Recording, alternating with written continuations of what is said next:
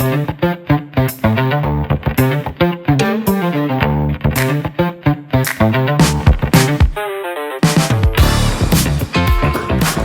yo sí que voy a empezar presentando a Esas Remix, así que por favor un fuerte aplauso para la audiencia.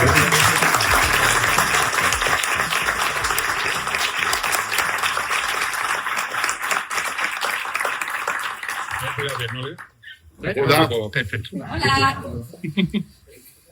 Bueno, lo primero, Esad, muchísimas gracias por venir a la librería Siete Héroes, por estar aquí con nosotros en Murcia. ¿Cómo ha sido el viaje? ¿Qué tal? ¿Cómo has venido? How was your trip here? I slept in a plane. I don't know, really. No necesita traducción, pero sí, que ha dormido en el avión. Vamos a empezar por el principio. Esad, te voy a preguntar por tus inicios, que creo que comenzaron haciendo animación en Zagreb. Antes de meterte en el cómic, empezaste trabajando para hacer animación, o para el cine, para la publicidad. Starting with your beginnings, before getting into comics, you did animation. Mhm. Is that right? Yeah, that was my first art career when I was quite young, like 15. I started working in a local animation studio.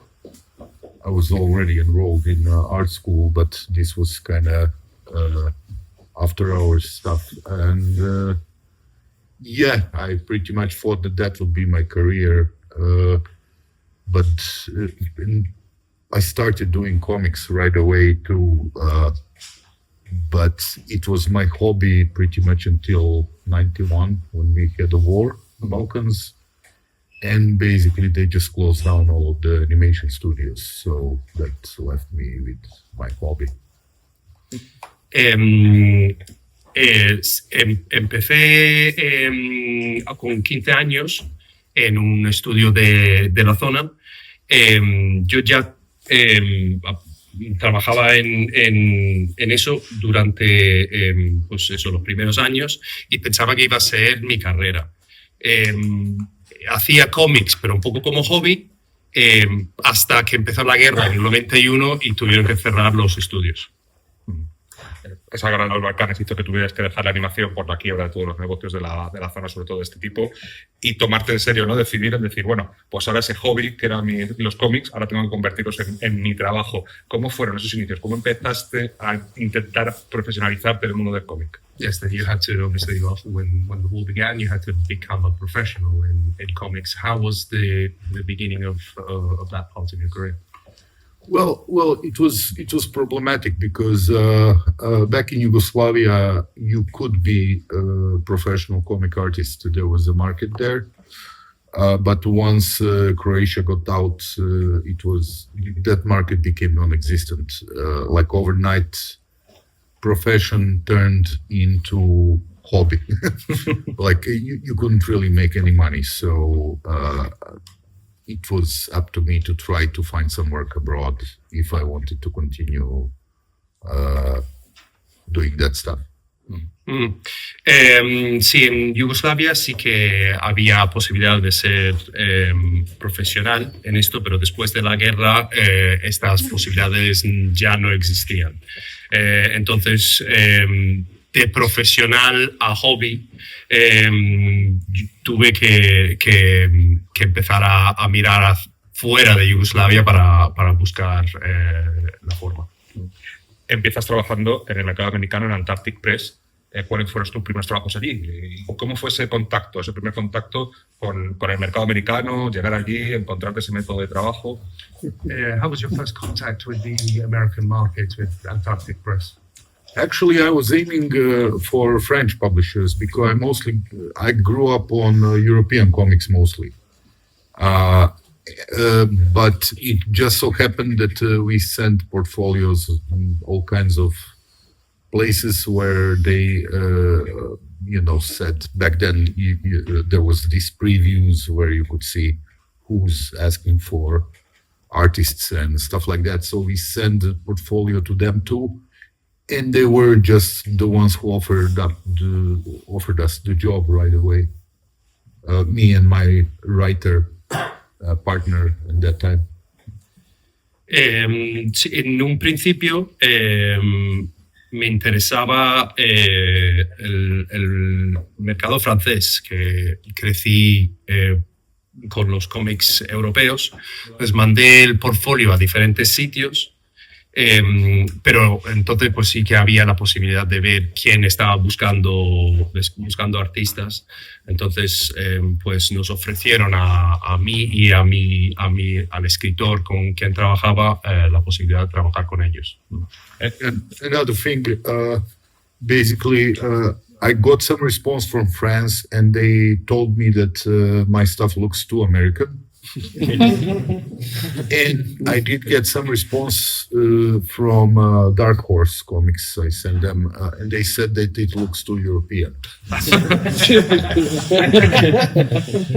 Que tuve respuesta de Francia, me dijeron que mis cómics parecían demasiado americanos, y también tuve respuesta de Dark Horse, que me dijeron que mis cómics eran demasiado europeos. He leído en alguna entrevista una que además lo he leído repetidamente, que lo decías durante varios momentos de ella, que tú te consideras más que un dibujante, un pintor. Yeah, he's read in various interviews that you consider yourself more than a comic artist, you consider yourself a painter. Well, a painter is basically what you do with paints. The thing is that what you apply your skills is whatever you're going to be called in the end. But I never grew up just on comics. I grew up on comics, animation, from when I was a kid. I liked, fine art, painting, and illustration. So all of that stuff kind of informed whatever I'm doing today, so it's not just comics. Al final, pues pintar es lo que haces con la pintura. Entonces, te llaman lo que, como tú aplicas tus destrezas, tus calidades, ¿no? Crecí con mucho más que solo cómics, con bellas artes, con pintura, con ilustración. Entonces, pues todo eso ha informado mi trabajo. Hablando de influencias, he leído también que te influenciaron mucho los cómics de Bonelli, de la editorial italiana, y también nombres como Buscema, que todos lo conocemos, Moebius, Frank Miller, y también Fernando Fernández, que nos ha sorprendido porque es un autor que aquí sí que tuvo una importancia, es de la generación de Carlos Jiménez, de Alphonse Font, pero ¿cómo te influyó? ¿Qué te llegó ahí a Croacia de Fernando Fernández? That you've spoken about a lot of influences, but you also mentioned Fernando Fernández. Yes. So, how did you get to him? How did you reach him? There was back in Yugoslavia. There was this very popular comics magazine that would, it was bi-weekly, and it was selling a lot, like 60,000 copies. It was hugely popular, and they had. It was mostly black and white, but they had 8 or 10 pages of colored stuff, outside. So basically, there was always one colored comic in front, a couple of pages of it, and then another one in the back. So it was kind of funny at that point because at the start of the magazine was Segredes, the mercenary. At the back was Fernando Fernandez, So at some point, all of the painted stuff that I saw was just Spanish artists, and I always liked the way Segredes drew, painted, but I never liked the way he did storytelling, But then Fernando Fernandez, I really liked how he painted, and I thought that the comic book as its own art form worked very well in that, so I was a fan early on. I mean, I liked Segredes too, but Segredes is a painter who never really got too deep into comics and what makes them work, in my opinion. Que cuando era joven, pues había una revista de cómics que tenía muchos éxitos, vendía unas 50.000 copias, era principalmente en blanco y negro, pero tenía unos 8 o 10 páginas en color. Entonces había como un cómic en color al principio y uno al final. Y en uno, pues vi al principio había uno de Segreyes y al final Fernando Fernández. Segreyes no me gustaba cómo dibujaba, pero no tanto las historias. Sin embargo, Fernando Fernández sí que me gustaba como toda la arte. Segreyes nunca ha llegado a entrar tanto en el cómic, por eso que no me interesa tanto. Vamos a hablar ahora de cuando llegaste a las majors. Tu trabajo, sobre todo, lo puedo ver aquí, ha sido en Marvel, pero tú entras en las majors por DC, en el sello Vértigo, gracias a un editor que, si no he apuntado mal, se llamaba Alex Alonso. You started with the bigger companies thanks to an editor called Alex Alonso. Axel Alonso. Yes, basically, my friend Eddie Bukovic, he's passed away, unfortunately. He started doing a comic book for Vertigo for Axel. Axel was his editor, and he showed my stuff to Axel. And first time we came to San Diego was in '97, I think. We met Axel on the first day, and he offered me a job on the first day before the show. So I was like, "Oh, the show is already a success," you know. So that's how that started. Yeah. Tenía un amigo, Eddie Dukovic, que había hecho un cómic para Vértigo y Axel había sido su editor. Entonces fue él que enseñó mi trabajo a Axel. En el... What year did you say, sorry? 97. En el 97. Y bueno, ya antes de que empezara, pues ya pues le había gustado, entonces pues parecía un éxito. Yeah, that's it. I have something else, but I forgot. ¿Cuáles fueron los primeros trabajos para Vértigo, para el sello DC? ¿Qué hiciste para ellos? What was the first work that you did for Vertigo? I've done a couple short stories. Back then they had those anthologies. What was it called? Strange Adventures. They need Flinch. You know, a couple of those. I did some covers, and I did a miniseries, 4-issue miniseries called Four Horsemen. That has a distinction of never being put out in trade paperback because I was put on ice by Karen Berger, and that's how I left to Marvel. Al principio hice algunas antologías. The names of the anthologies you don't remember? Flinch and Strange Adventures. I don't remember the other ones. Flinch y Strange Adventures, y no se acuerda de los otros. Hice algunas portadas y una miniserie que se llamaba Four Horsemen, los cuatro jinetes, que nunca salió en paperback, en papel.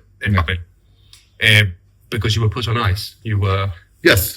I think that Axel liked what I did, but I don't think the head editor liked my stuff. Que Axel sí le gustaba lo que hacía, pero no el editor jefe no tanto. Because I was supposed to do Four Horsemen as a painted series originally, and then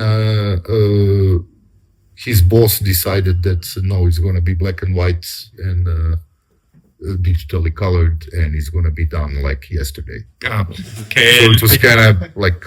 Tendría que haber sido el Four Horsemen, los cuatro jinetes, tendría que haber sido en color pintado, pero al final el jefe decidió que iba a ser en blanco y negro, con color digital y terminado ayer.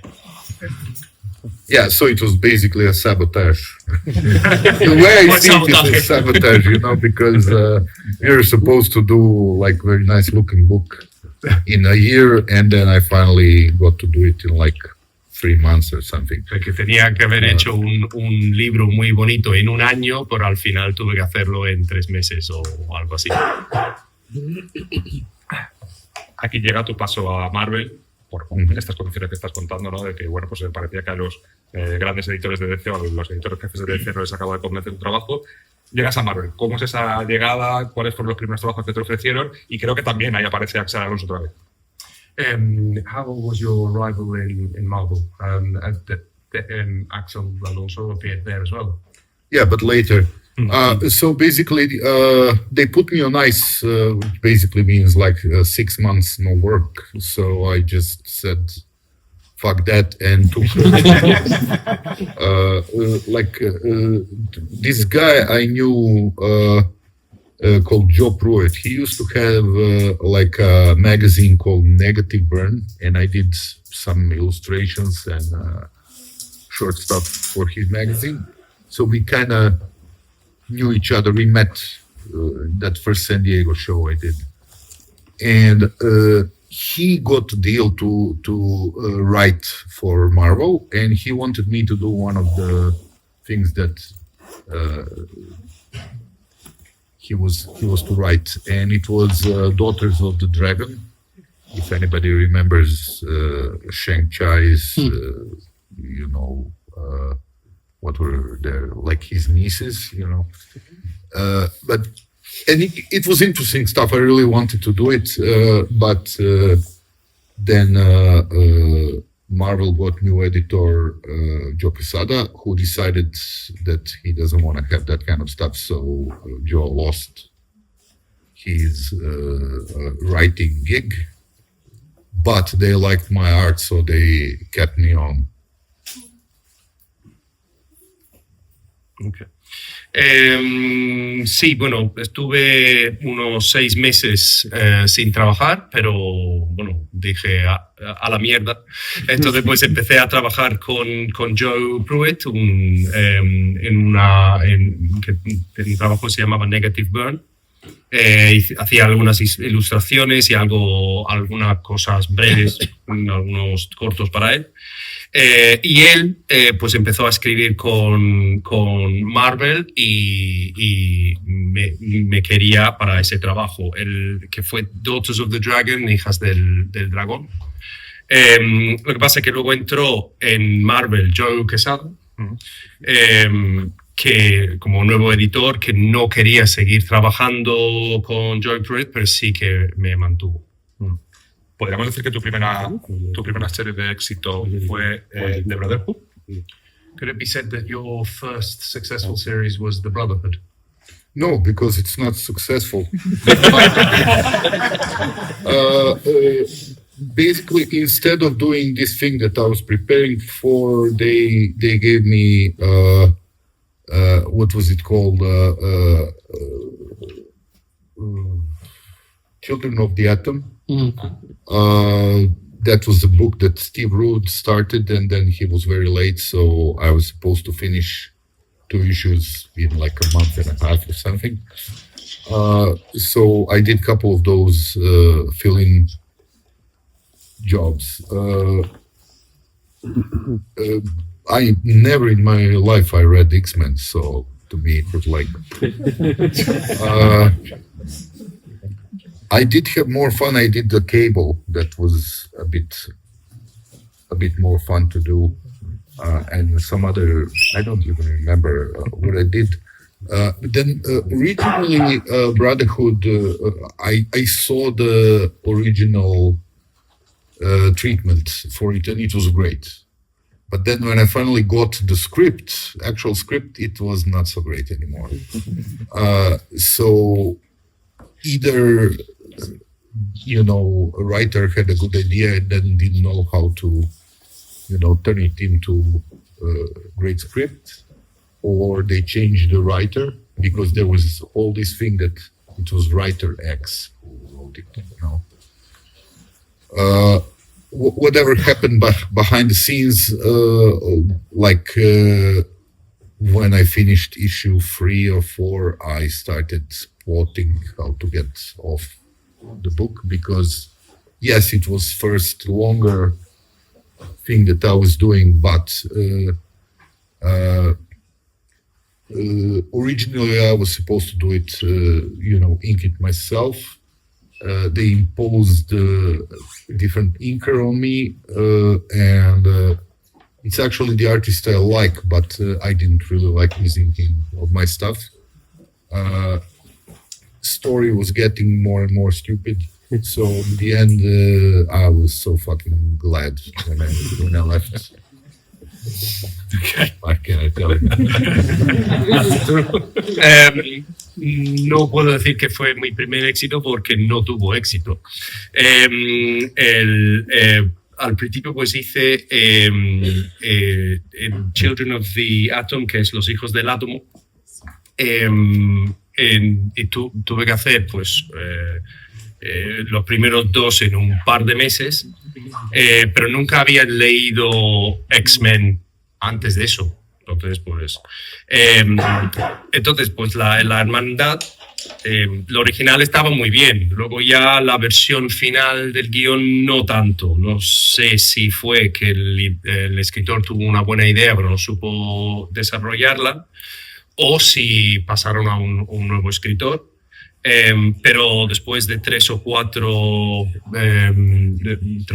pues ya estaba ya buscando una forma de salir de eso, que en un principio tendría que haber hecho yo el colorearlo yo, pero me pusieron un nuevo artista para hacerlo, y ya poco a poco se iba haciendo la historia cada vez más tonta. Vamos a hablar de Loki. Mhm. Siempre te he leído que a ti lo que te interesaba realmente de esta serie o de este cómic, de esta historia, era más la mitología y el drama, mucho más que los superhéroes, que una historia de superhéroes. Talking about Loki, Mhm. you've always said that what you're interested more is in the mythology of the drama rather than a story about superheroes. Yeah. While I was doing Brotherhood, Axel came to Marvel, and since I was already aiming to leave the book, I figured I will rather work with him because he knows what I like, and all these editors they had back then that I was working with, like. There was none of the interest in whatever I wanted to do. So we kind of started devising this thing that we are going to do, which was pretty much, it was me as an artist, but it was Robert Roddy as a writer who wrote Four Horsemen in Vertigo, and Axel as an editor who was the editor of that book. So it was kind of, 2.0, trying to do a book that's going to be, like something that we actually like, not, the problem when you start with publishers, if they don't really know what you can do, then they will not give it to you. You have to kind of force it on them if you want to do it. So that's what I managed to do. Basically, I just said no to everything else. And in the end, they were like, okay, do the fucking thing. So, yeah, we did the book and I was pretty pleased with it. Pues fue cuando estaba haciendo La Hermandad que Axel vino a Marvel. Y ya que yo estaba buscando una forma de salir, pensé, ¿por qué no voy con él? También porque no había otros editores interesados en lo que a mí me gustaba. Y el escritor Robert Roddy, que había hecho Los Cuatro Jinetes, pues también estaba involucrado, entonces fue con él y con Axel una forma de 2.0 de intentar hacer algo que nos gustara. Porque lo que suele pasar, que si un editor no sabe lo que sabes hacer, pues no te dejan hacer lo que tú quieres, sin embargo te insisten en que hagas lo que ellos dicen. Entonces pues yo empecé a decir que no a todos los proyectos hasta que dijeron, bueno, pues ya está, pues haz lo que tú quieras. Podemos decir que Loki fue el primer cómic en el que tú pudiste hacer lo que tú quisiste, o sea, explotar tu trabajo al 100%. Could it be said that that Loki is the first comic where you were allowed to do really what you wanted? Yes, Sí. I could have translated That that. was easy. ¿Qué significó eso para tu carrera? Imagino que sería un punto en el que dijiste, por fin estoy donde quiero estar. What did that mean for your career? Maybe that was the point where you said, "This is where I want to be." Well, yes. I mean, I always knew what I wanted to do, and I wanted to do that kind of stuff. It was just a matter of persuading others, especially others who want to pay for it, to let you do the stuff like that. But it's kind of funny. Even when you prove your thesis, next time you still have to fight for it, because when you look at the world from publishers' sides, publisher has a completely different set of problems than you as an artist, obviously, and they will always try to move you in the direction of solving their problems, not creating new problems for them. You know? So it's understandable to me. I just accept it as a part of the game that I always quarrel with them about everything I've done. You know. Yo siempre supe lo que quería hacer, pero era cuestión de intentar convencer a los que lo pagan. Porque incluso cuando demuestras de lo que eres capaz, todavía tienes que luchar y pelear por el siguiente proyecto. También es verdad que los editores, las editoriales tienen una serie de problemas que son muy diferentes que de los que tenemos nosotros. Entonces ellos es normal que intentan moverte para que tú resuelves sus problemas. Entonces, A partir de Loki, ¿cómo te sentiste? ¿Cuál fue un poco la dirección que tomó tu carrera? ¿No? Porque decimos que ya sí que habían decidido que dejarte hacer lo que tú quisieras, entre comillas. ¿Cuál fue la dirección que tomó tu carrera después de Loki? After Loki, what direction did your career take? Because if that's what you always wanted to do, how did that influence how things continue? No, they offered me to do event book. Which book? Event book. Event books are, Yes. you probably all know Yeah, what they yeah. are. And it was called House of M, and I didn't want to do it at all. So I did covers for it, but I was really not into that. I wanted to do next thing that we actually did which was Silver Surfer Requiem, which again, you know, it was kind of funny. Like Loki didn't really sell a lot in States, but it sold a lot in Europe. You know. But they still took persuading to do Silver Surfer.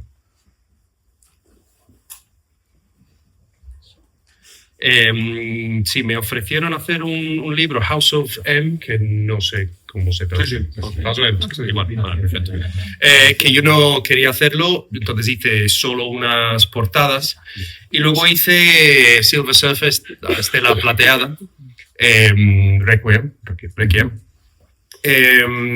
porque Loki no vendió mucho en los Estados Unidos, pero sí que vendió en Europa. Entonces, pues, incluso con ese éxito, pues tuve que convencerles a hacer las cosas que yo quería. Vamos a hablar también ahora de Thor, de tu Thor con Jason Aaron, ¿no? Que quizás no sé lo que opina el resto, pero a mí es uno de los trabajos que más me gusta, también porque Jason Aaron es uno de mis escritores favoritos. ¿Cómo fue ese momento? Y claro, era como un paso natural, ¿no? Después de hacer Loki, pues trabajar para hacer Thor. Yeah, Thor is one of his favorites, and it seems like the natural progression after Loki to move on to Thor. How did that work out? Let's keep a little bit more on Marvel Knights books. The way Surfer happened was I saw new Silver Surfer books because one of the American stuff that I really liked as a kid was John Buscema, and he did Silver Surfer, you know, back in the old days. And I was literally only interested in him. So if somebody else did Silver Surfer, I couldn't fucking care less, you know. I would just, so it was either his Conan or his Silver Surfer, you know. And when I saw the new Silver Surfer stuff, I was quite shocked how terrible it was. So I told Axel, like, fuck, this is terrible. You should kill the character because this is you know, like, embarrassing. And he was like, I got a writer that agrees with you, so maybe I should get you to do it, you know. So fuck yeah. So yeah, we did it in the end. The problem is, it sold very well, so they immediately resurrected him and kept on doing the criminal shit that they did. So it just shows you that you can never win.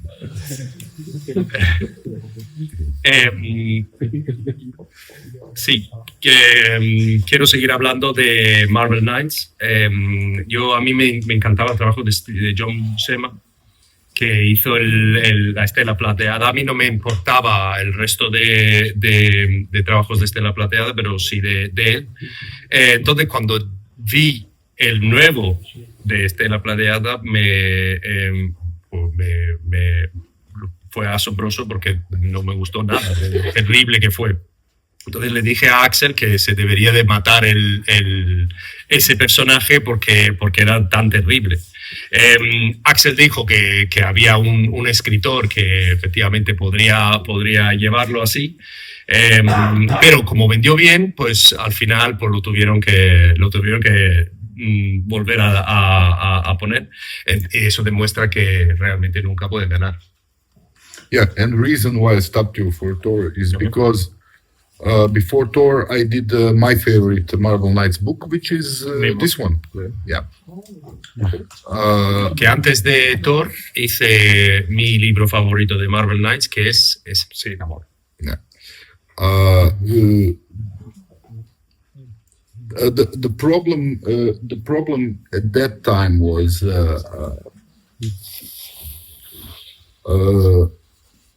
I always liked Peter Milligan. Like I always thought this might surprise some people because everybody praises Alan Moore and Neil Gaiman, but I think Peter Milligan was best Vertigo writer. And once he started working with Marvel, I wanted to do a book with him. So I was kind of nudging Axel to do it.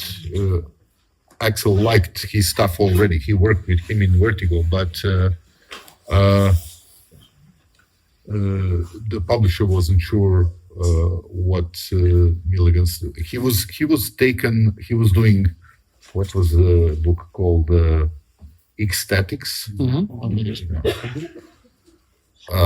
which is kind of idea that is very popular now, and everybody claims to came up with it, but Peter Milligan came up with it.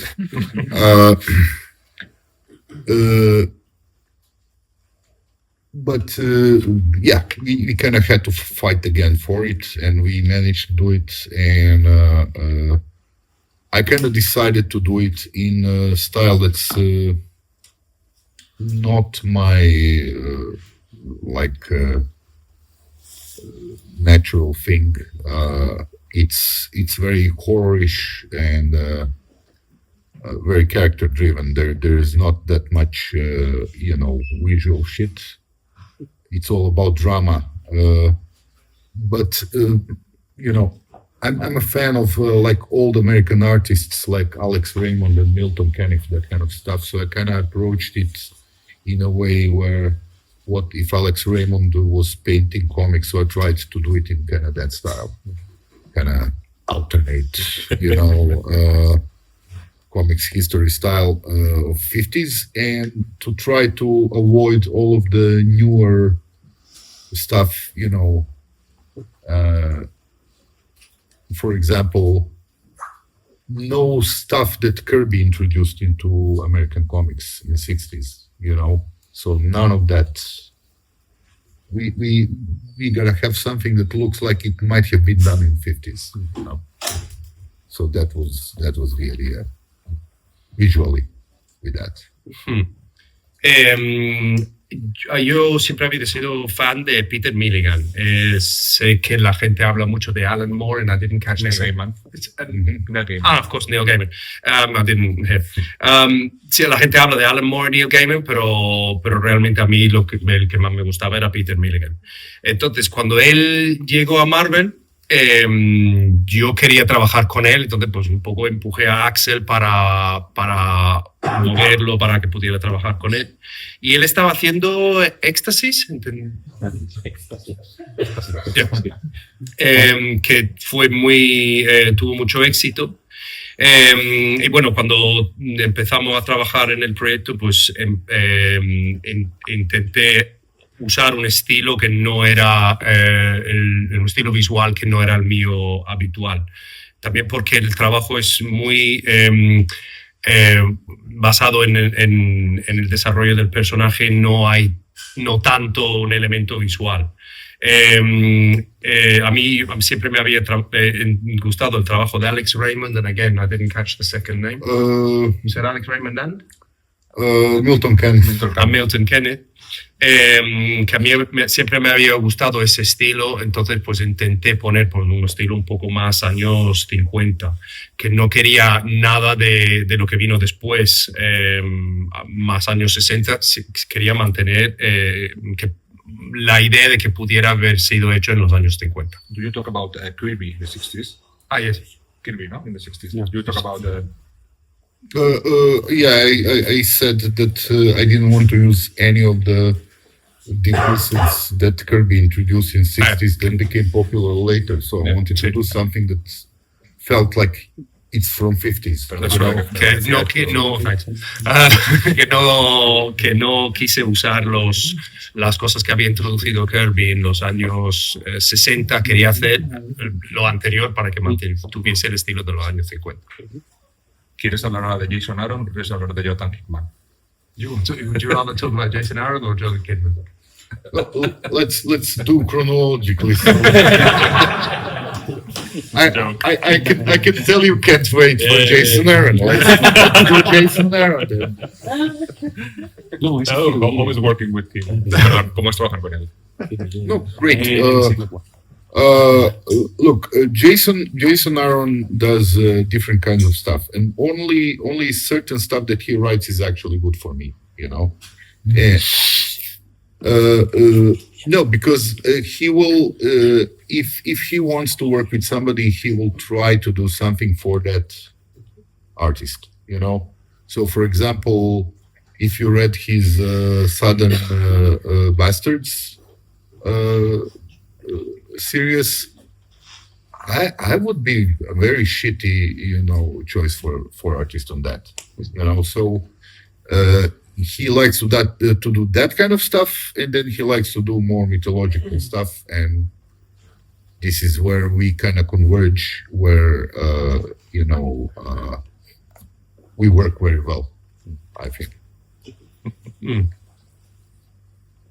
Sí, Jason Aaron hace cosas diferentes y solo algunas de esas cosas son buenas para mí.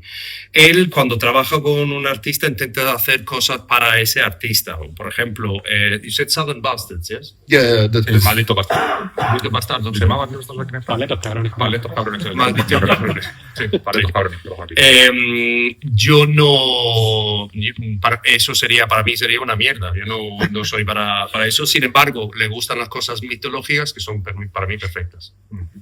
El trabajo con Hickman, Secret Wars, The Ultimates, quizá son casi eventos de esos que dices tú que no te gustaba hacer, ¿no? Yeah, the series like Secret Wars are more event books like the ones you don't like so much. yes, but Hickman was one who persuaded me to do it. I told Marvel no already. Look, I don't really see the point in those event books. When I see them, it's kind of like greatest hits albums, you know. If you really like the band, you want albums. But what he told me made sense, and I accepted just based on his thing. And you know, he kind of started this whole thing in Ultimates that he did with me. So his thing was like, okay, basically I started my story in that, and then why don't you join me back to finish it? You know, so okay. But yeah, the story made sense, you know, in greater scheme of things. So I thought like, okay, this is an event comic, but it makes sense to me. So yeah, you know. But it had to be communicated through Hickman, because the way editorial communicated it, they would go like, oh, it's going to be fun because you get to draw 45 different characters. And the thing is, I didn't grow up on that. So I don't give a shit about those, really. You know, I never even read Thor, just so you know. I knew mythology, and for me, that was enough to do a Loki book. And then later, because they liked my Thor in the Loki book, they wanted me. Jason actually wanted me to do Thor. And then when we started working on it, he kept on throwing, you know, oh, you know what this guy did in this episode? I'm like, I never fucking read it. You know, he's like, oh. No, because Buscema never did it. Or if he did, they never published it. So I couldn't fucking care less. No, the thing is that if you want to do something new with the characters, you should go ignorant way and find somebody who's actually ignorant of that stuff. Because we're talking about what, 40, 50 years of continuity of the character. And if you get somebody who's actually a fan, they will just do new combination of already known stuff. So why not just go with somebody who doesn't know a shit about it, you know? And that's me. That's my superpower. It's a great superpower. Fue Hickman a convencerme, porque a mí nunca me han gustado la idea de estos eventos, porque es como un grandes éxitos. Si realmente te gusta un grupo, pues lo que quieres son los álbumes. Pero lo que él me dijo sí que tenía sentido. Yo ya había trabajado con él en Ultimates, ¿yes? O sea, y él dijo, ¿por qué no terminar esa historia?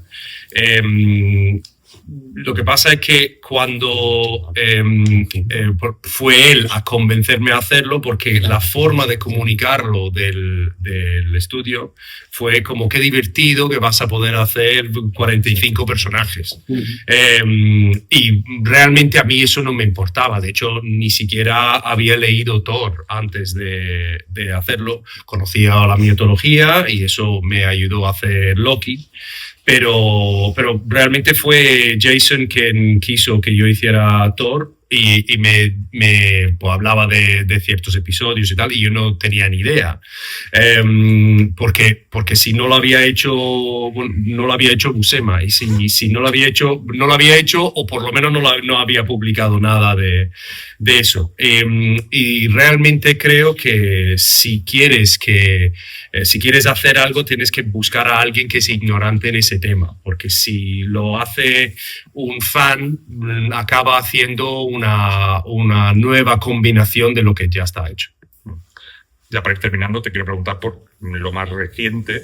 Lo último que tenemos editado en España es el de... ¿Cómo lo había apuntado? Se me ha olvidado. El Alien contra Vengadores. Versus Avengers. Y antes también hiciste un número de Conan en el que fuiste el dibujante y el escritor también. Creo que es la primera vez que escribías.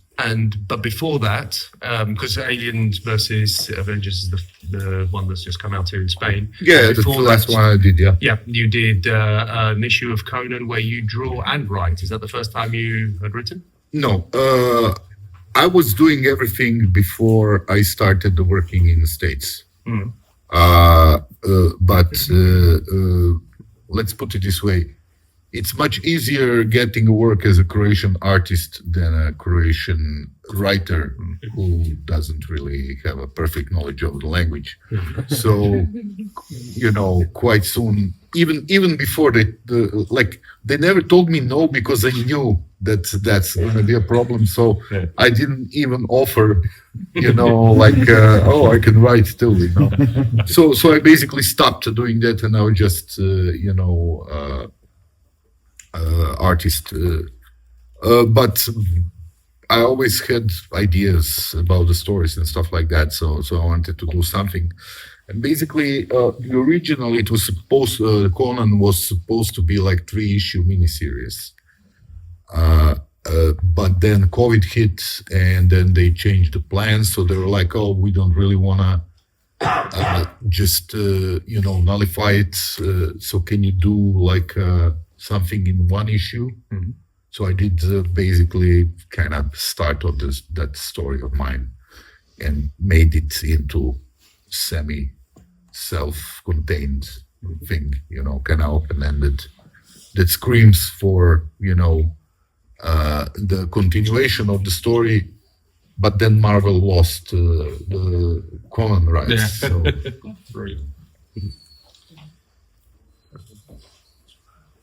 Sí, no es la primera vez que había escrito. Yo antes hacía todo antes de ir a los Estados Unidos, pero es mucho más fácil ser un artista croata que un escritor croata cuando uno no habla perfectamente el idioma.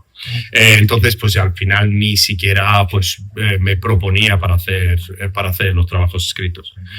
Pero sí que siempre tenía ideas.